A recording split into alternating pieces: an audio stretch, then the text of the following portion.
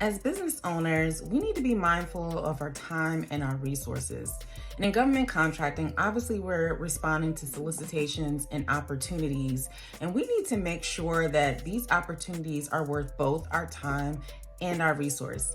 And a way to do that is through a go or no go strategy.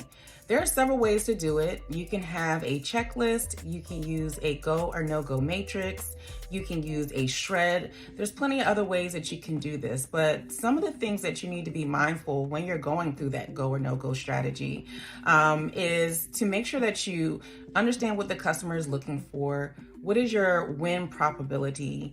Do you have the past performance to qualify for that particular opportunity? And do you have the time and the resources to really execute that contract successfully? So those are some of the things that you need to consider. But most importantly about this go or no go strategy is to be able to pull important information out of those very, very long and extensive solicitations and take the important information so you can determine those things that I just recently mentioned.